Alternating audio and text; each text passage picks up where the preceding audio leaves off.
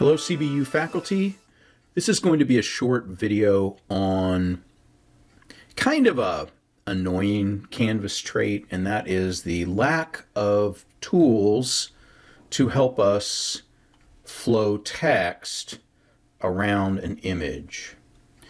So with the template that rolled out in late 2023 and 2024, there's a place for faculty to upload a square image. And if you upload an image, rather than it looking like this, where the text has flowed just nicely around the right side and the bottom of the image, your image probably looks like this, where the image is over top of instructor name. And you might not be bothered by that. But if you are one of those people that would rather their instructor information section look like this, where I'm circling, as opposed to this, that's what this video is about.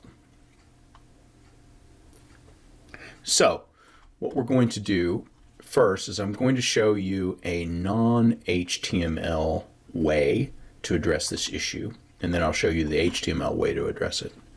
Let's start by clicking on the edit button, and we will scroll down to that section where we've got two of these kind of images for demonstration purposes. And what we'd like to do here is we'd like to turn this image and associated text into something that looks like this, and we're going to use a table to do that. So I'm just going to give myself a little bit of room here, and we're going to insert a table here, and we are going to insert a 2x1 table. Okay, and in this left-hand portion of the table, I'm going to come and grab my image and I'm going to drop it in there. And then I'm going to move my divider over so that there's a nice kind of little margin there, right? A healthy margin, same amount as up here. And then what I'm going to do is I'm going to highlight and drag that text in so that it appears there. And then I am going to delete one of those spaces. Now that we've put our image in one of the table fields and put our text in the other table field, we need to do something about this line that I am outlining. Because if I click Save Now, that line, these lines would be visible. I don't want that. Notice that we also have two accessibility errors. We're going to talk about that in a second. Let's fix these lines first. Anywhere in the table, click in once. Come up here to the balloon that has appeared and click Table Properties. That's the first one on the left. And then you can just simply change the border width from 1 to 0 and click Save. And you see that that solid line is kind of turned into a grayed out dotted line. If we click Save now and scroll down, this tabled image now looks pretty much, minus this border around the image, looks pretty much as it appears in the top there. And that's without any HTML, without any coding. So that's just using tables. Let's go back and take a look for a second about this accessibility checker. So I'm just going to come down to the work that I've just done. I'm going to click this accessibility checker. And it's telling me now that tables should include a caption describing the contents of the table. If I do that, unfortunately, and I'll just, bang in some stuff here, that information now suddenly becomes visible. And if I set a header row, you know, and apply that, and let me apply that again, sorry. So I've applied some fixes to that table and saved them. Unfortunately, this text here shows up. And I can make that invisible, but if I make it invisible, then it's going to show up as yet another accessibility issue. So in terms of accessibility, because of what we're trying to accomplish here, which is a non-HTML fix to this lack of being able to have the text flow next to a image, we're not going to address those accessibility issues because it ends up defeating the purpose of what we're trying to accomplish here. And again, if we go to fix this text here that is shown up, it's going to create another accessibility issue. So now let's take a look at the HTML solution to having the text flow around this image. We are going to first start off, we're in editing mode here. This is the editing window, and we're going to come down here to the lower right, and we're going to click this icon here that is going to enable our HTML editor. And so our HTML now has showed up. Again, if you're going to do this, it's probably a little helpful that if you know a little bit about what this code means. The first challenge here is to actually scroll down to the part of the code that includes the image. So if I look here closely, I can see text that is written in black. And that corresponds to this text. I'm just going to come and show you. That corresponds to the text that shows up on the page. So you might want to be mindful now of, okay, this is this text. So I'm going to start off with course title and section, instructor name, scroll down a little bit. I'm going to look for these pieces because they're text that shows up. I'm going to look for this welcome, some sentences. And then I'm going to look for this first section, which shows my ideal image and wrap text, and then the second section here, which shows my image and text that I want to create into something that is showed up at the top. So I'm looking then for the first instance of that text that I've just outlined in the code. Be sure to let your students know if your office hours are conducted in person, virtually, or both. Okay, so now armed with that knowledge, I'm going to go back into my HTML editor. And remember, I'm looking for that black text. So there's the student quick start, faculty how-tos, reserve for a welcome message. Oh, here we go, instructor information, instructor name. So here is the, this is the information here that is flowing correctly. So this is ultimately what I want it to look like. And there it is. Be sure to let your students know if office hours are conducted in person, virtually, or both. Okay, so it's after that. That's the first instance of that sentence happening. Here's the second instance of that sentence happening. So I'm in the right place here in this area that I've outlined. So where's the image? Well, the image is right here. Let me just highlight this whole line of code that tells me that this is an image. Well, how do I know that, right? Well, this tag here, this little green tag, has an IMG designation to it, and that tells me, or tells any coder, that that is an image. And so the rest of this information is about how the image presents and where it's coming from, how big it is, and again a little bit more about where it's coming from in terms of the canvas standpoint. So it's here that my image resides in terms of the code. And it's here then that I need to make the change to make the text wrap the way that I want it to wrap.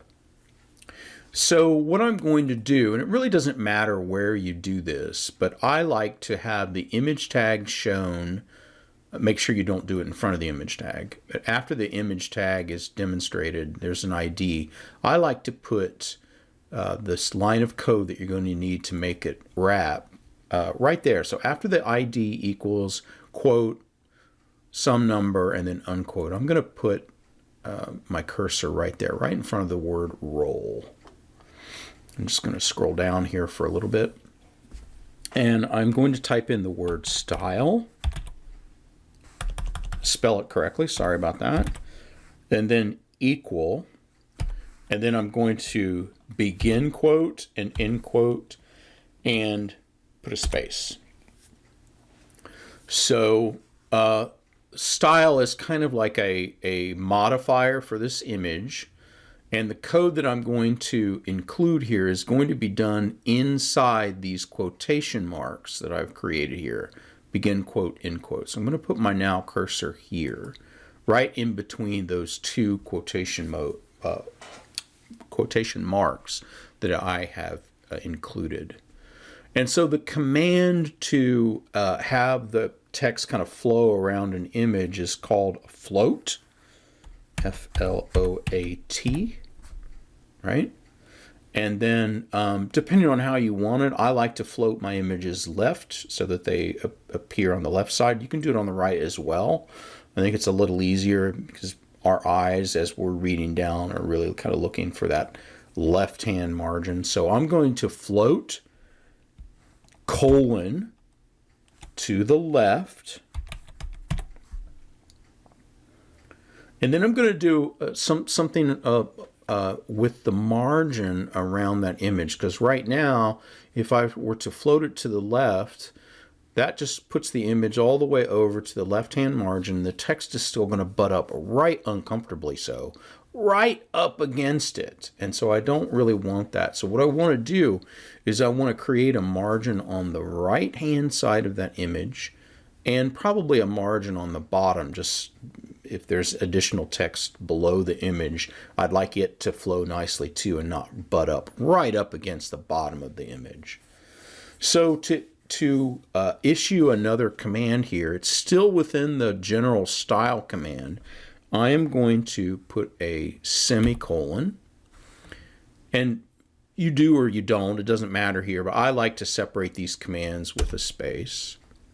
And what I'm going to do is I'm going to type in now the margin hyphen right. There are other ways to do this, by the way. This is the most obvious way. Colon.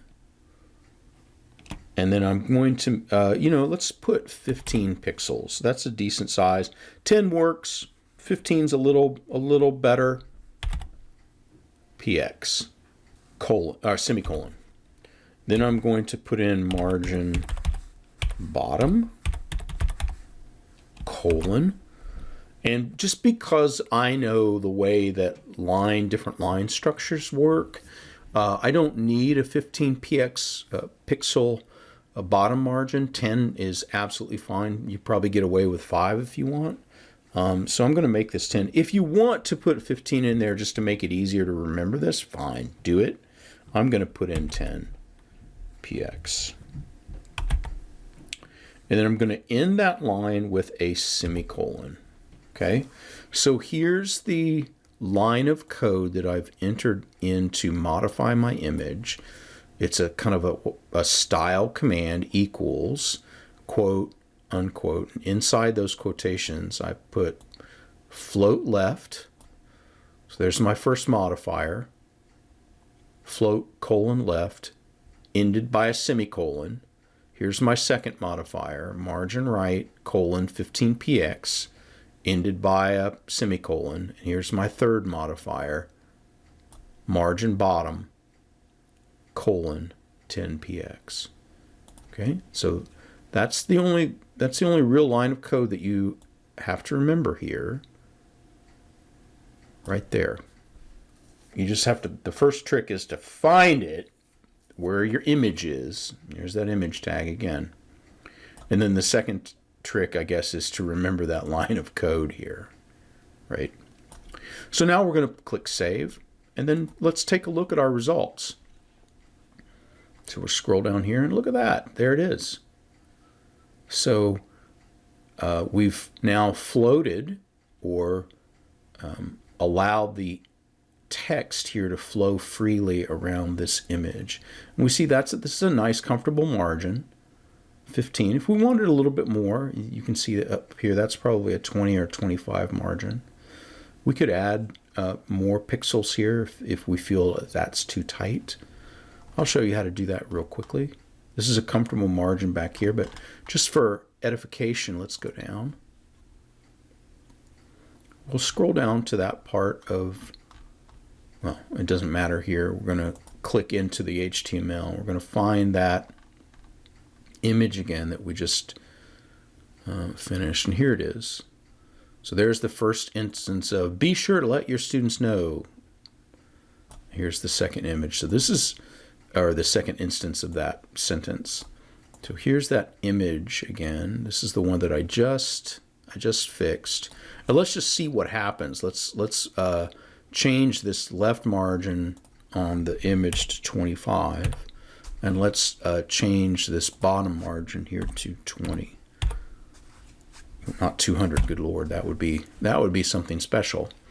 And let's just see what kind of differences visually that makes. Okay, so I'm going to click Save,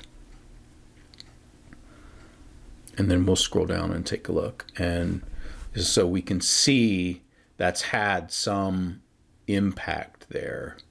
This is a little bit more comfortable, but this margin is not. What's happened here is this bottom margin has become so big that it has pushed this text to the right, which is not what I want. So I like this, right? That's almost identical to up here. The difference here is a border around this image, which you can do in HTML. We're not going to cover that in this video. But I do want to fix that, so I'm going to adjust this bottom border back to 10. By the way, that's the reason that you usually want that bottom border to be a little bit more conservative than your right margin. So I've scrolled down now to where that margin bottom is, and I'm going to change that back to 10. Save, and that text now is back to flowing nicely around the image. So in this video, what we've done is we've presented you with two case studies, I guess, about how to allow your images to kind of flow around text. One is a non-HTML way, and that's using tables, and the other way is an HTML way. And really, it's up to you in terms of preference. But that's how you would solve this problem associated with Canvas's lack of tool to enable us to flow text easily around an image. Thanks for watching.